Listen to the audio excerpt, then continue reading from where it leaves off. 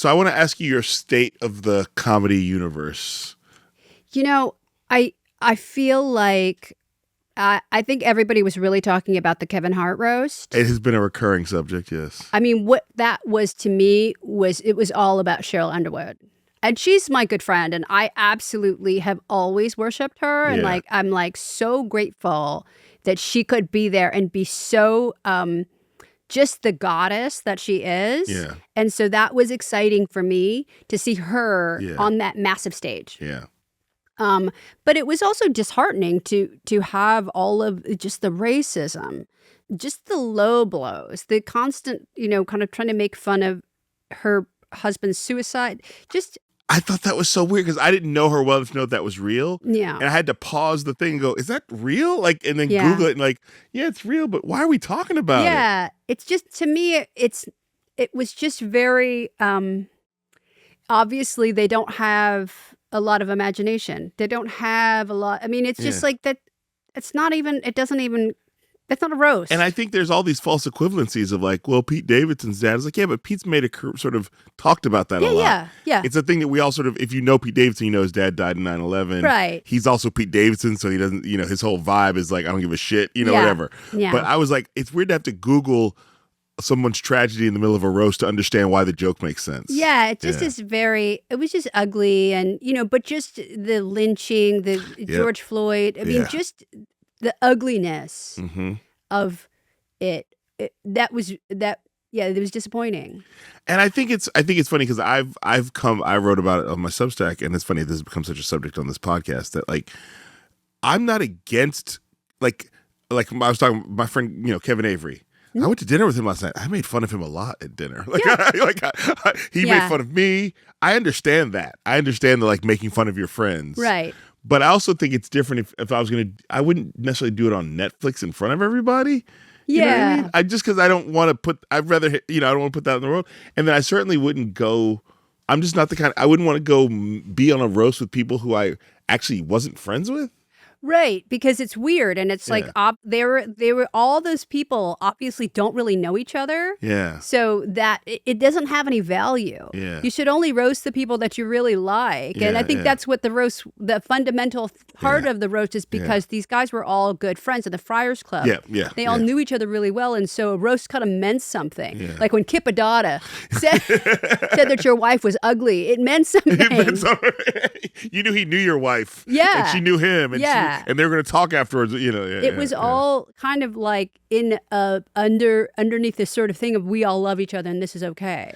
I think it's also connected to and this is what the sort of the state of the community. There's just been there was a time, and you were one of the avatars of this time when comedians were and I was inspired by this, the people who spoke truth to power. Yeah.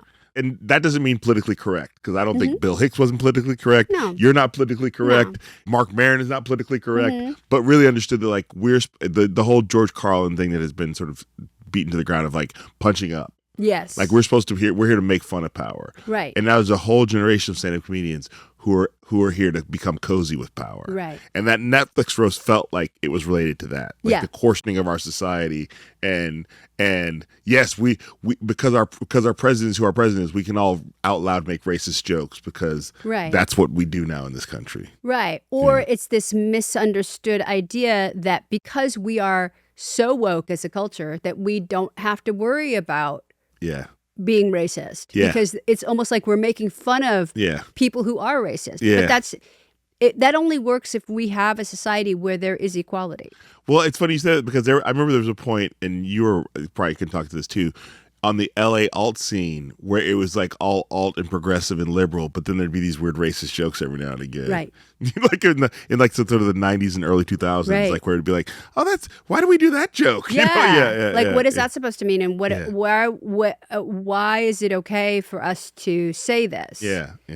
But it's almost like that's their perception of danger. They want to be dangerous. Yeah. And so they think that if I do this qualifies as danger. Yeah, the idea of what edgy is has been misunderstood. Because I feel like when I was in the open mics a lot, or in the club scene a lot, you would see comedians start, and a lot of comedians would get to that point where where they'd want to tell an N-word joke, and I'm talking about white comedians, not black comedians, or they want to tell a joke with the C word, you know what I mean? And it was just like, it was a way to sort of, it was like almost a growth stage. Right. Oh, you want to say things you've never said before. The easiest thing to grab is these forbidden words.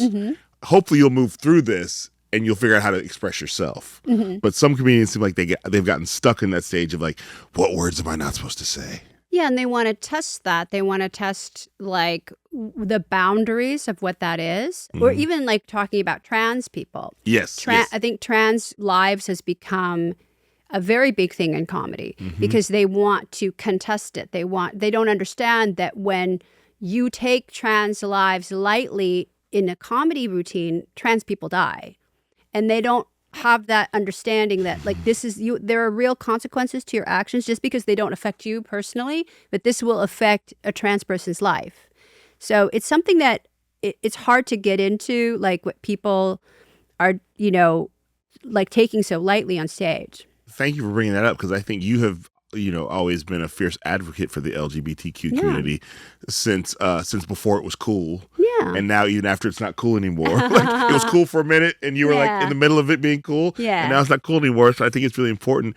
And then, it's obviously you grew up in San Francisco. So like you sort of grew up in the stew of like, this is cool. Yeah. When gay can be like, I remember moving out to San Francisco and be like, I moved from Chicago. I'd never seen like, I don't know if I'd ever seen an openly gay comic until I moved to the Bay Area. Right. And it was like, oh no, there's openly gay comedy rooms, but also there's gay comics on the Punchline. Not a lot, but there were some out there. And then you identifying as queer, like opening the door of like, this is what the universe is. Yeah. I would imagine that seeing how the comedy culture specifically has shifted against that just seems weird. And it's really terrible. Yeah. It's really sad, and it's really scary. And the way that our government treats trans lives with just insane bathroom laws and identity laws, or taking people's driver's licenses. Yes. And it's just it seems endless, whether it's legalizing conversion therapy, Supreme Court on down, you have all of these things that, we're in the middle of a trans genocide, and we have to do anything that we can to stop it. We have to make sure that trans people are safe and then start working on restoring equality to their lives.